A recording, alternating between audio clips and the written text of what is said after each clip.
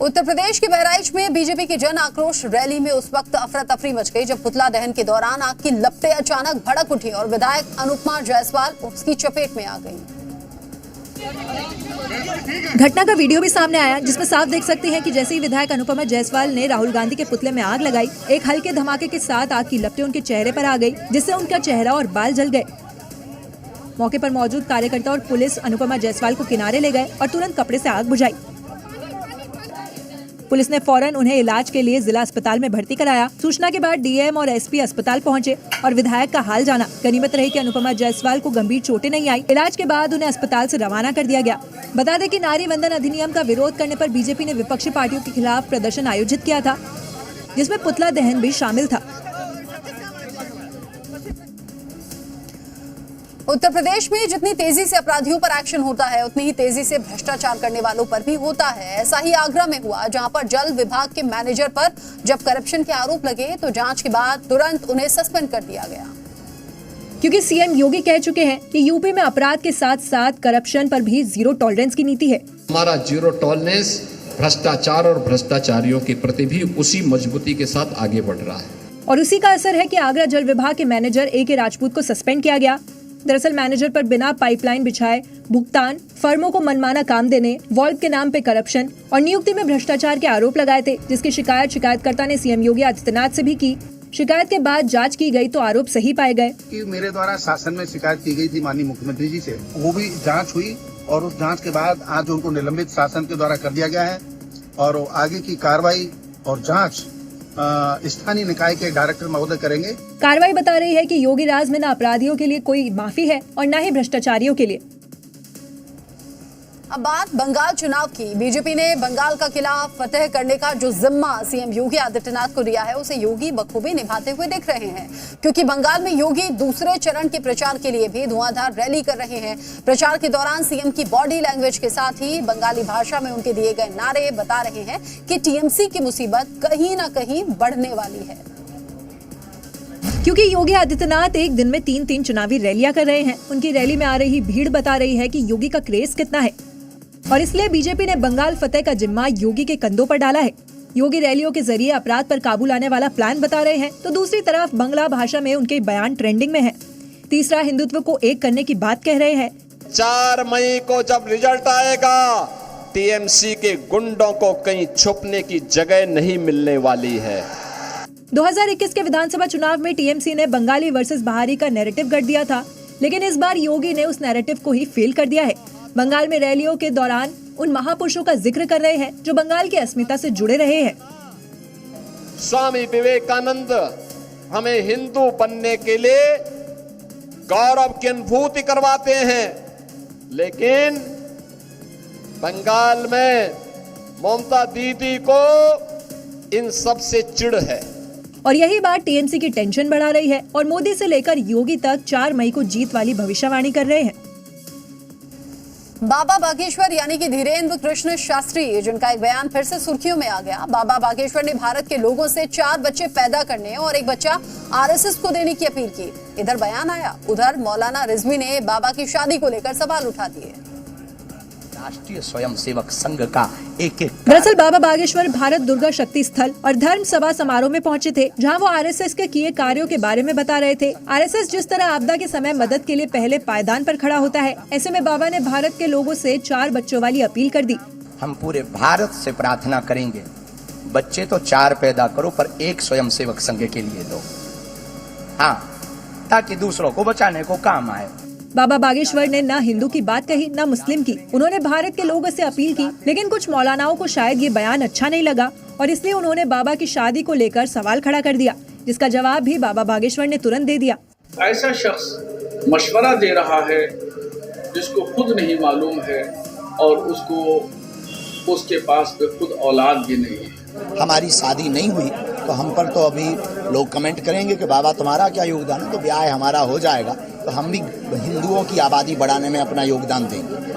कट्टर हिंदुत्व की छवि रखने वाले बाबा हमेशा से बयानों को लेकर सुर्खियों में रहे हैं। अखंड भारत और भारत को हिंदू राष्ट्र घोषित करने की मांग वाला झंडा बुलंद किए हुए हैं। ऐसे में जब 4 बच्चों वाला बयान आया तो कुछ लोगों के पेट में दर्द होने लगा।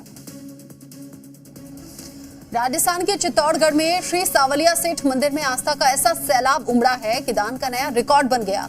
महज 1 महीने में चढ़ावे की रकम 41 करोड़ रुपए से ज्यादा की पहुंच गई। और ये मेवाड़ के आराध्य देव सावलिया जी की आस्था और विश्वास का अनूठा संगम है, जहां दान का नया रिकॉर्ड बना है।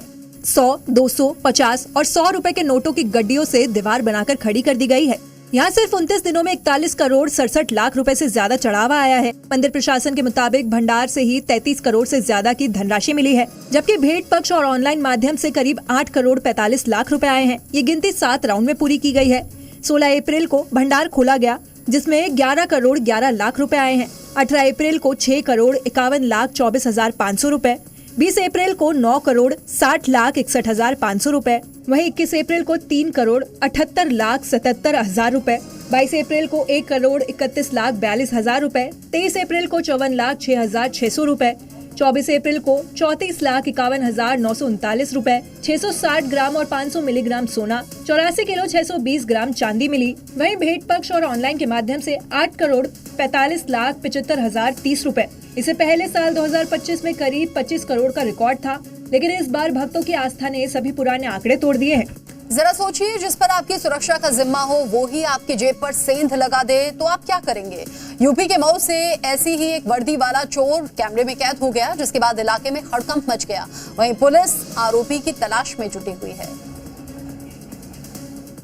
सीसीटीवी फुटेज भी सामने आया, जहां खाकी वर्दी में एक शख्स पेट्रोल पंप के पास स्कूटी पर सवार होकर आया। उसने अपनी स्कूटी रोकी और पंप के पीछे जाकर देखा। थोड़ी देर में पंप पर खटिया लाकर सो रहे शख्स के पास गया और उसे देखने के बाद उसके पास रखे मोबाइल और पर्स लेकर तुरंत ही वहां से फरार हो गया। यही पूरी वारदात पेट्रोल पंप में लगे सीसीटीवी फुटेज में कैद हो गई। इस दौरान वर्दी वाले चोर ने अपना हेलमेट नहीं उतारा। पुलिस चोर की तलाश में जुट गई है, साथ ही ये पता लगाने की कोशिश कर रही है कि वर्दी में आया शख्स कोई पुलिस वाला है या फिर होमगार्ड है। मामले की गंभीरता को देखते हुए पुलिस आरोपी पर सख्त एक्शन लेने की तैयारी में है। अंडरवर्ल्ड डॉन दाऊद इब्राहिम के नेटवर्क को बड़ा झटका लगा है। उसका करीबी और ड्रग सिंडिकेट का अहम चेहरा सलीम डोला अब गिरफ्त में आ चुका है और इसी के साथ इंटरपोल की तलाश भी खत्म हो गई। यानी डी कंपनी के ड्रग नेटवर्क पर बड़ी कार्रवाई हो गई है। दाऊद का करीबी सलीम डोला कानून के शिकंजे में है, जिसकी तलाश इंटरपोल को लंबे समय से थी। जानकारी के मुताबिक तुर्की पुलिस और खुफिया एजेंसी MIT के जॉइंट ऑपरेशन में सलीम डोला पकड़ा गया, जो इस्तांबुल में छिपकर रह रहा था और UAE के फर्जी ID का इस्तेमाल कर रहा था। भारत में डोला ड्रग सप्लाई का बड़ा नाम माना जाता है और डी कंपनी का मेन हैंडलर बताया जाता है। इसका कनेक्शन इकबाल मिर्ची के नेटवर्क से भी जुड़ा रहा है और डोला का नाम तब सुर्खियों में आया जब 1000 करोड़ की फेंटानिल ड्रग्स जब्त की गई थी। लेकिन अब सलीम डोला की गिरफ्तारी डी कंपनी के ड्रग नेटवर्क पर बड़ा प्रहार है। देखना होगा दाऊद का चेला कौन कौन से राज उगलता है। गुजरात के सूरत शहर में एक नाबालिग छात्रा से छेड़छाड़ के बाद माहौल तनावपूर्ण बन गया। सैकड़ों की संख्या में लोगों ने पुलिस थाने के सामने जाकर विरोध किया। प्रदर्शनकारी आरोपी मुस्लिम युवक के खिलाफ सख्त कार्रवाई की मांग कर रहे हैं। पुलिस थाने के बाहर जमकर नारेबाजी, सैकड़ों की संख्या में प्रदर्शनकारी और नाबालिग छात्रा से छेड़खानी के खिलाफ लोगों में आक्रोश। सूरत में इस हंगामे की वजह नाबालिग बेटी के साथ छेड़खानी है। सूरत के अल्थान इलाके में उग्र भीड़ ने थाने का घेराव किया, जमकर नारे लगाए, आरोपी के खिलाफ सख्त कार्रवाई की मांग की। बहुत गलत घटना है और क्या है। हमारे यहाँ माता बहनाएं आती हैं, लेडीज आती है, हमारी दुकान पे आती है। अगर ऐसा कोई घटना घटती है तो उसको गलत एकदम कोई नकारेगा, तुरंत मार खाना चाहिए, सख्त से सख्त सजा देनी चाहिए। पर मैं ये कहती हूँ कि चाहे मुस्लिम हो या हिंदू हो, किसी को भी ऐसे छेड़ती करने का किसी को राइट नहीं है। बताया जा रहा है कि 10वीं में पढ़ने वाली छात्रा जब रास्ते से गुजर रही थी तब 39 साल के मोहम्मद अजीज ने छेड़खानी की। इसके बाद आक्रोश फैल गया। देखते ही देखते लोगों की भीड़ सड़कों पर उतरी। घटना की गंभीरता को देखते हुए पुलिस मौके पर पहुंची, लोगों को समझाया और आरोपी मोहम्मद अजीज को तुरंत दबोचा। आरोपी का जुलूस निकालने और कड़ी सजा देने की मांग की जा रही है। हालांकि पुलिस पॉक्सो एक्ट के तहत मामला दर्ज कर जांच में जुटी है। इलाके में कानून व्यवस्था बनाए रखने के लिए भारी संख्या में पुलिस बल की तैनाती की गई है।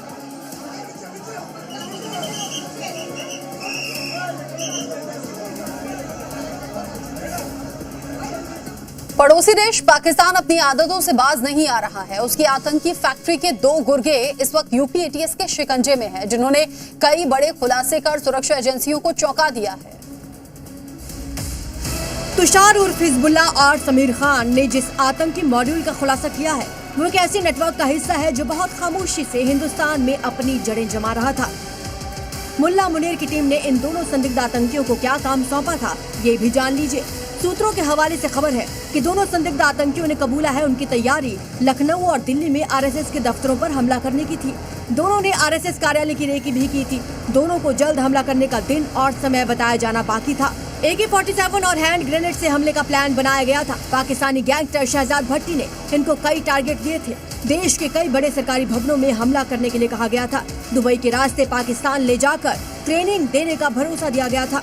हिंदुस्तान में तहरीके तालिबान की जड़ें फैलाने की स्क्रिप्ट गैंगस्टर शहजाद भट्टी लिख रहा है। शहजाद भट्टी मुनीर की आतंकी नर्सरी में ही उगा जहरीला पौधा है। इसी के इशारे पर पंजाब में कई हमलों को अंजाम दिया जा चुका है और अभी यूपी से लेकर गुजरात तक हाइब्रिड टेरर मॉड्यूल के जरिए आतंकी वारदातों को अंजाम देने की फिराक में है। लेकिन योगी राज में आतंकियों का बच पाना मुश्किल ही नहीं, नामुमकिन है। ये मुनीर को अब तक पता चल चुका होगा। उत्तर भारत के ज्यादातर हिस्सों में इन दिनों भीषण गर्मी और लू का कहर देखने को मिल रहा है। उत्तराखंड के मैदानी इलाके भी अब इसकी चपेट में है, जिसको लेकर अब स्कूलों के समय में बदलाव कर दिया गया है। मैदानी इलाके में भीषण गर्मी और लू ने लोगों की परेशानी बढ़ा दी है। खासकर हल्द्वानी, रामनगर, कोटाबाग जैसे इलाकों में पारा लगातार बढ़ रहा है। इसको लेकर अब जिला प्रशासन ने स्कूलों की टाइमिंग में बदलाव किया है। हीट वेव के अलर्ट को देखते हुए शिक्षा विभाग ने स्कूलों की टाइमिंग में बदलाव करते हुए सुबह 7 बजे से दोपहर 1 बजे करने का फैसला लिया है, जो 15 मई तक लागू रहेगा। दरअसल उत्तराखंड का मौसम इन दिनों अलग अलग रूप में नजर आ रहा है। पहाड़ी इलाकों में बारिश की संभावना है, वहीं दूसरी तरफ मैदानी इलाकों में गर्मी ने विकराल रूप ले लिया है, मानो अप्रैल के महीने में जून वाली तपन हो। मध्य प्रदेश और छत्तीसगढ़ में स्वास्थ्य सुविधाओं की लचर व्यवस्था देखने को मिली है। उज्जैन में इलाज के दौरान अस्पताल की बिजली गुल हो गई, वहीं पंखाजुर में 3 दिन तक मरीज को एम्बुलेंस तक नहीं मिली। उज्जैन के चरक अस्पताल में जैसे ही बिजली गुल हुई, मरीजों और साथ आए परिजनों में हड़कंप मच गया। पूरे अस्पताल परिसर में अफरा तफरी का मंजर देखा गया। लोग टॉर्च और मोबाइल की रोशनी में आते जाते हुए नजर आए। वहीं अस्पताल में बिजली गुल के दौरान की एक और तस्वीर सामने आई है, जहां मोबाइल टॉर्च की रोशनी में एक डॉक्टर मरीज का इलाज करता हुआ नजर आया। वहीं पंखाजूर से भी स्वास्थ्य सुविधाओं की पोल खोलने वाली एक तस्वीर सामने आई है। यहाँ 3 दिनों तक लकवा के मरीज को एम्बुलेंस नहीं मिली, तो ग्रामीणों ने खटिया पर उठाकर उसे अस्पताल पहुंचाया। वहीं MP और छत्तीसगढ़ से आई ये तस्वीरें स्वास्थ्य सुविधाओं के दावों को लेकर बड़ा सवाल खड़े कर रही है।